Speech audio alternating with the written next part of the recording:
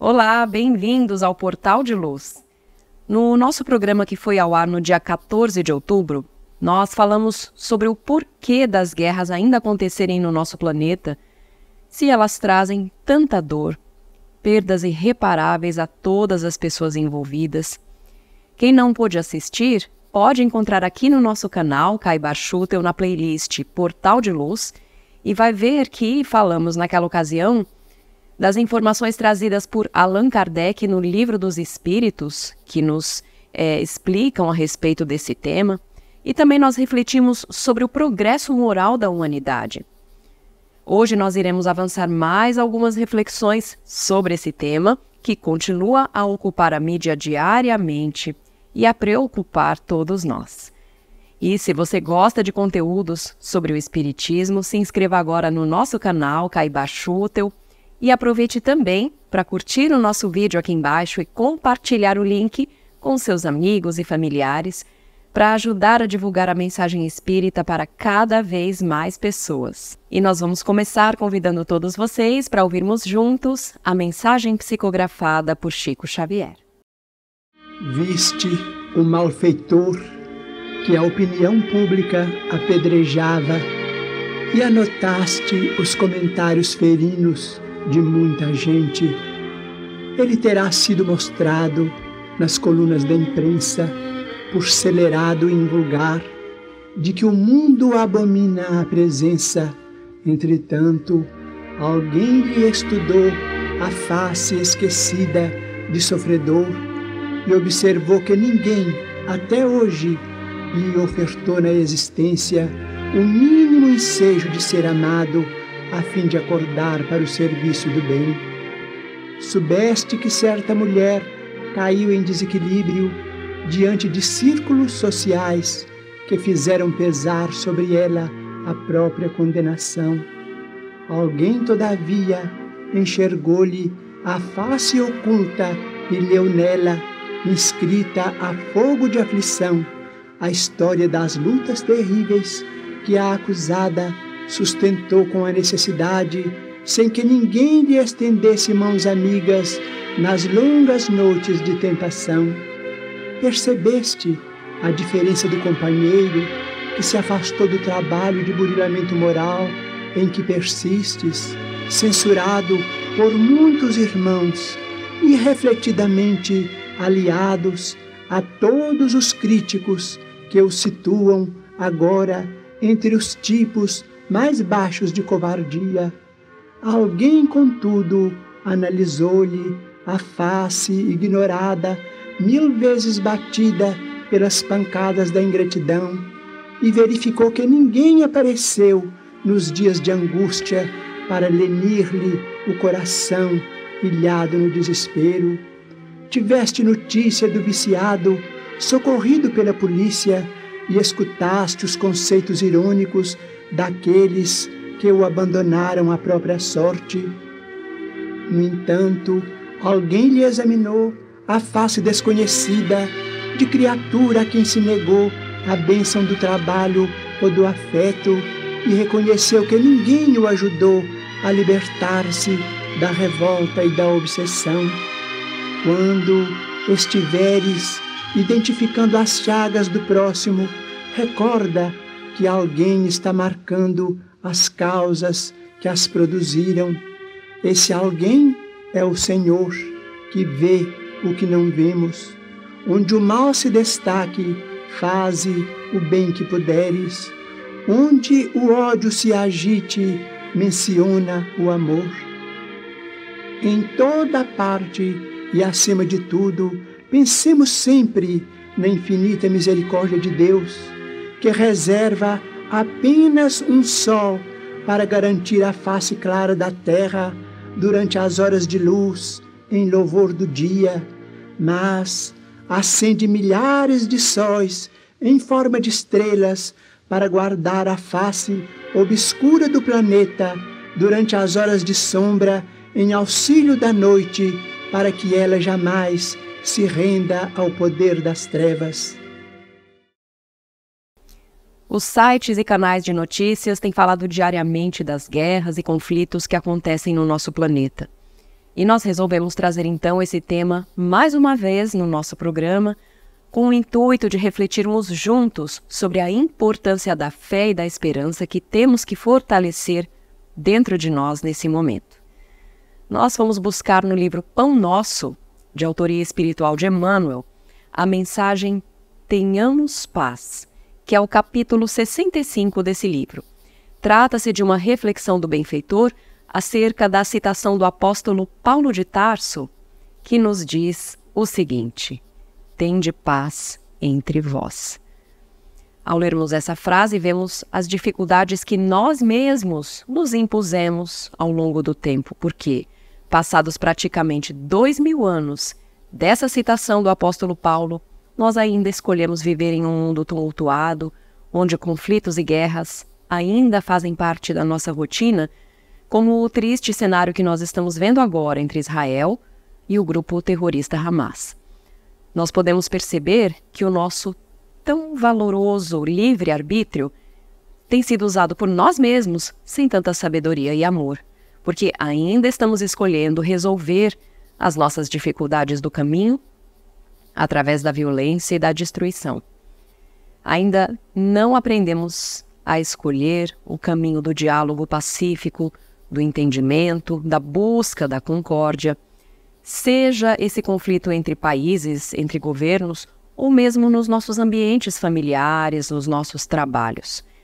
O texto de Emmanuel, porém, nos recorda que a paz começa antes de tudo justamente dentro de cada um de nós. Emmanuel comenta o seguinte: se não é possível respirar num clima de paz perfeita entre as criaturas, em face da ignorância e da belicosidade que predominam na estrada humana, é razoável, procure o aprendiz, a serenidade interior, diante dos conflitos que buscam envolvê-lo a cada instante. Infelizmente, ainda prevalecem na nossa jornada terrena a ignorância, a belicosidade, como nos diz Emmanuel. Mas é crucial que nós busquemos encontrar a serenidade interior, mesmo quando nós estamos sendo confrontados com conflitos externos que nos cercam. Cada um de nós é um ser independente, um espírito único e que é responsável por governar as próprias escolhas, que é o livre-arbítrio. E a paz que nós desejamos começa quando nós justamente buscamos dominar a nós mesmos, direcionando os nossos impulsos menos felizes para o bem. Essa é a reforma íntima que tanto precisamos fazer, educar e aperfeiçoar o nosso próprio mundo íntimo e assim manifestar cada vez mais amor nas nossas atitudes no dia a dia. Nós temos uma outra citação de Emmanuel nesse capítulo que deve ser motivo de reflexões da nossa parte. Ele diz o seguinte: quando todos os centros individuais de poder estiverem dominados em si mesmos, com ampla movimentação no rumo do legítimo bem, então a guerra será banida do planeta. Nós precisamos entender que a paz verdadeira começa com a educação dos nossos sentidos e percepções, como diz Emmanuel. Nós precisamos aprender a ver, ouvir e sentir de maneira imparcial, compassiva, amorosa. Jesus nos pediu para não julgarmos o nosso semelhante se não quisermos ser julgados. Portanto, nós temos que aprender a manifestar esse amor incondicional, livre de julgamentos, para a convivência pacífica, para o nosso próprio bem, para a paz coletiva. Emmanuel continua e diz assim nesse capítulo: eis porque, quando nos seja possível, façamos serenidade em torno dos nossos passos ante os conflitos da esfera em que nos achamos. E nós vemos que, não raro, nós distorcemos a realidade de acordo com as nossas inclinações, as nossas opiniões, interpretamos as atitudes do outro de acordo com o que nós queremos acreditar. Mas, no entanto, nós devemos buscar serenidade para enxergar a verdade imparcialmente, trabalhando pelo bem comum e fazendo a nossa parte. Emmanuel também diz assim: sem calma, é impossível observar e trabalhar para o bem. Sem paz, dentro de nós, jamais alcançaremos os círculos da paz verdadeira. Ou seja, a ausência da paz dentro de nós nos impede de alcançar a paz no mundo. Portanto, esse texto do benfeitor é um chamado à reflexão da transformação pessoal, quando todos os indivíduos aprenderem a viver e conviver em paz, inicialmente em paz consigo mesmo e também ao redor, a guerra será finalmente banida do nosso planeta. Esse é o desafio que nós temos diante de nós. Não apenas os povos que neste momento guerreiam devem buscar a paz, mas toda a humanidade. O momento deve ser de grande reflexão e de coragem para nós promovermos as verdadeiras transformações internas em nós, somando mais e mais mentes transformadas dia a dia. E chegará o tempo então que nós conviveremos com a paz. Não vamos compactuar com o mal, vamos pelo contrário nos lembrar que a lei de amor e de progresso rege em todo o universo. Vamos seguir com fé, fazendo a nossa parte. Devemos orar pelos que ainda escolhem a guerra como um caminho, mas, sobretudo, pedir ao nosso Criador que não desanimemos na nossa própria batalha íntima buscando a paz dentro de nós.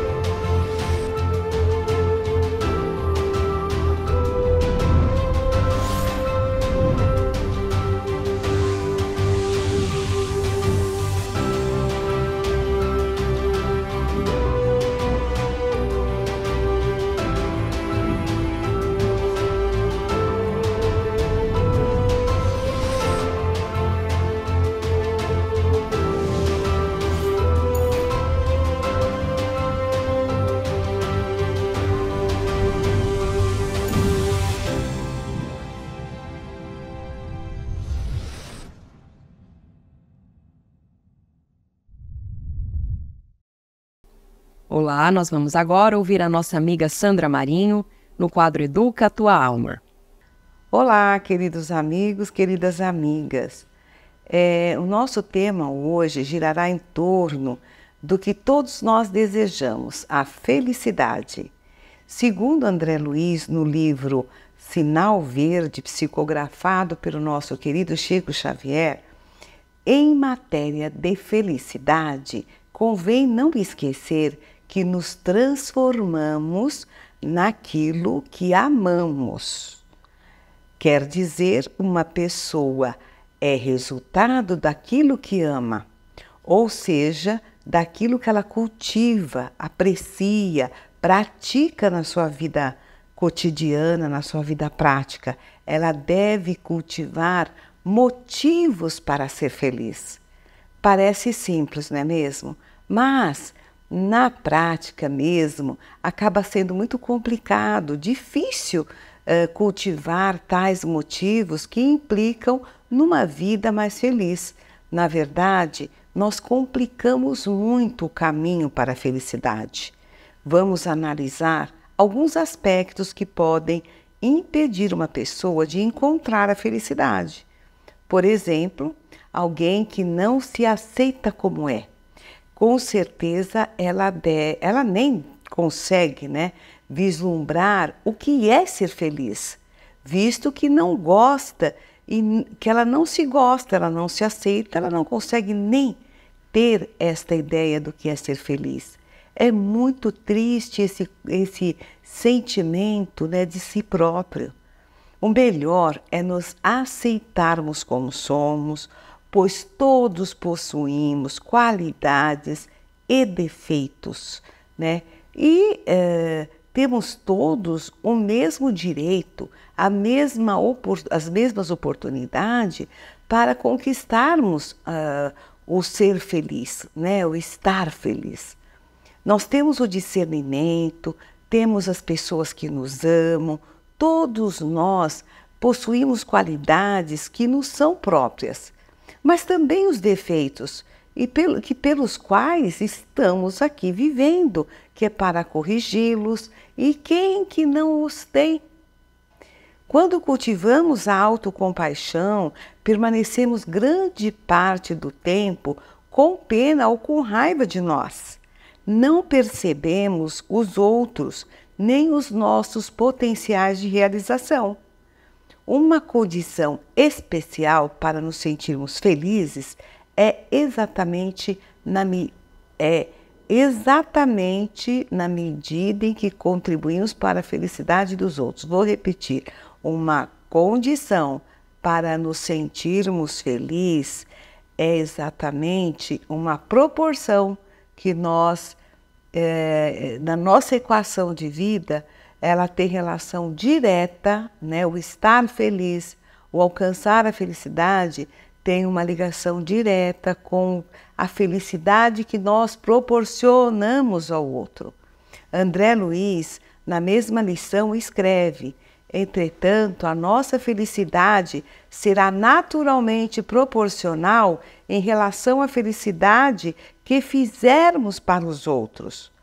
Alguém que está assistindo aí, nos assistindo, pode estar pensando: não sei não se isto é verdade, porque conheço fulano ou fulana que parece esbanjar felicidade pelos poros, mas está pouco aí com o bem-estar ou com a felicidade dos outros, não está nem aí.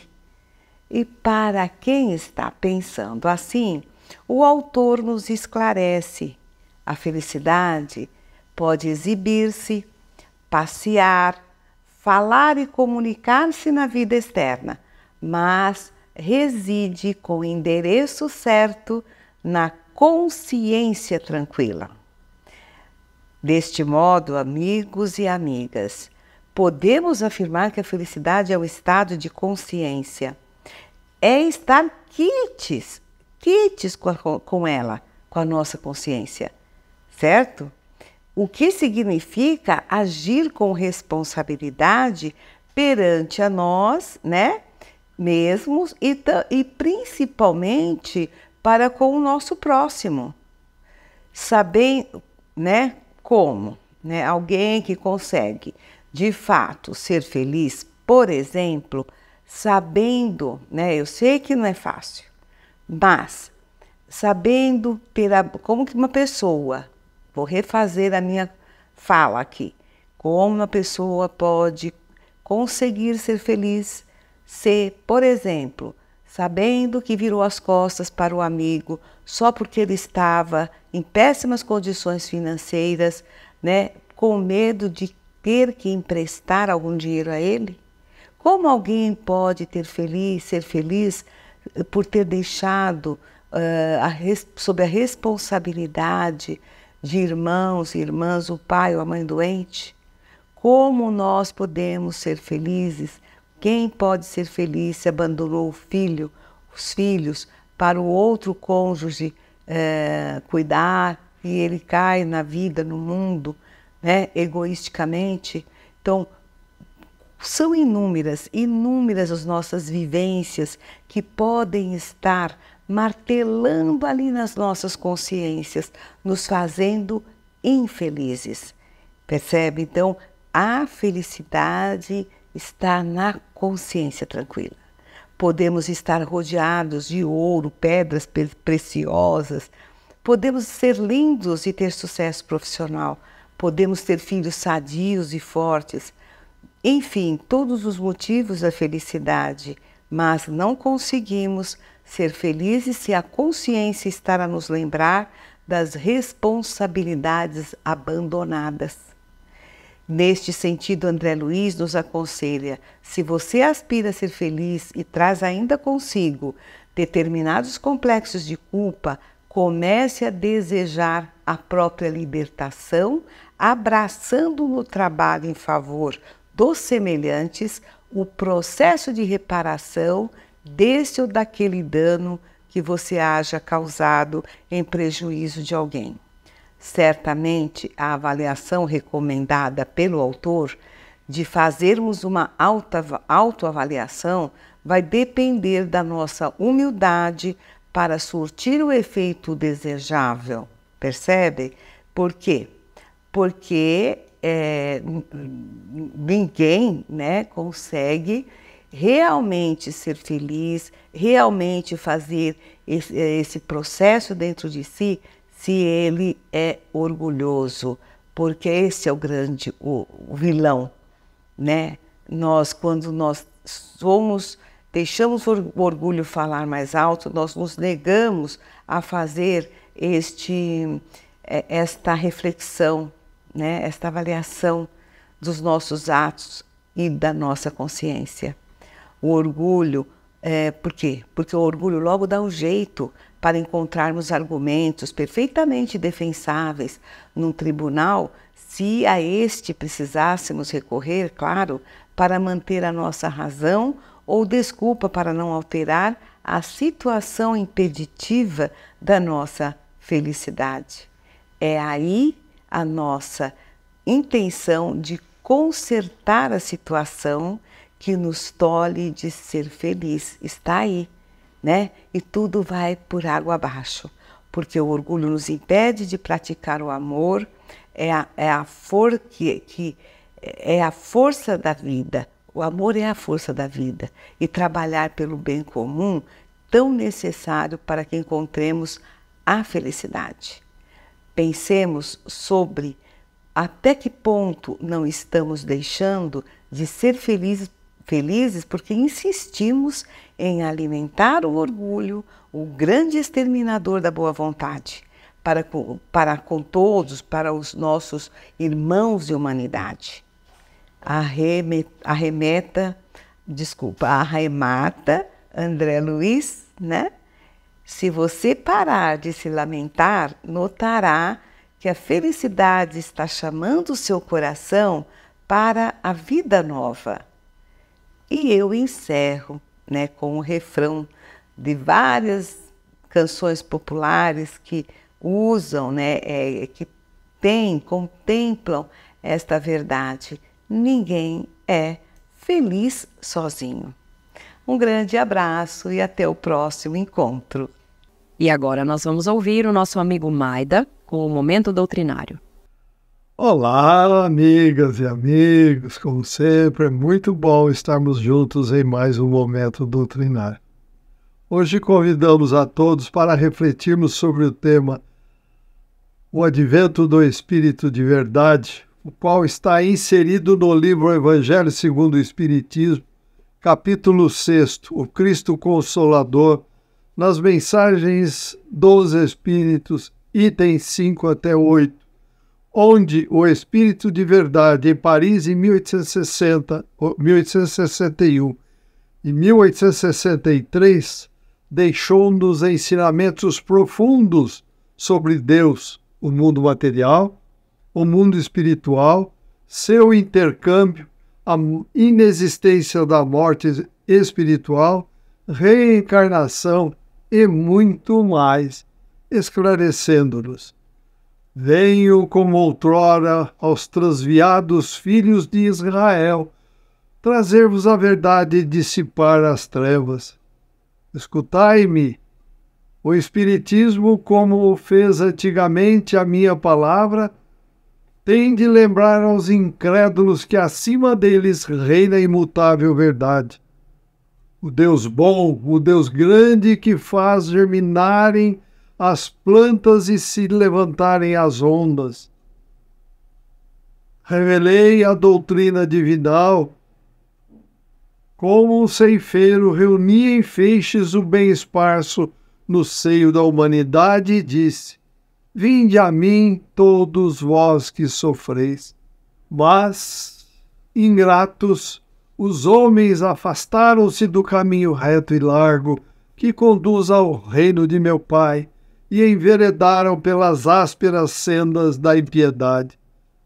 Meu Pai não quer aniquilar a raça humana. Quer que, ajudando-vos uns aos outros, mortos e vivos, isto é, mortos segundo a carne, porquanto não existe a morte, vos socorrais mutuamente, e que se faça ouvir não mais a voz dos profetas e dos apóstolos, mas a voz daqueles que já não vivem na terra a clamar. Orai e crede. Pois que a morte é a ressurreição, sendo a vida a prova buscada e durante a qual as virtudes que houverdes cultivado crescerão e se desenvolverão como o cedro. Homens fracos que compreendeis as trevas das vossas inteligências, não afasteis o facho que a clemência divina vos coloca nas mãos, para vos clarear o caminho e reconduzir-vos, filhos perdidos, ao regaço de vosso Pai. Sinto-me por demais tomado de compaixão pelas vossas misérias, pela vossa fraqueza imensa, para deixar de estender mão socorredora aos infelizes transviados que, mesmo vendo o céu, caem nos abismos do erro.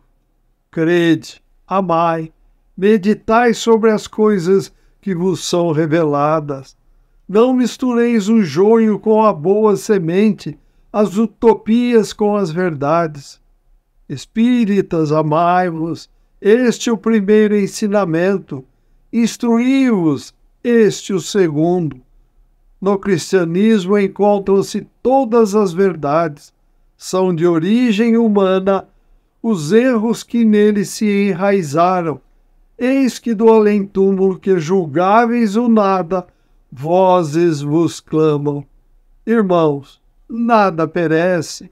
Jesus Cristo é o vencedor do mal. Sede os vencedores da impiedade. Venho instruir e consolar os pobres deserdados.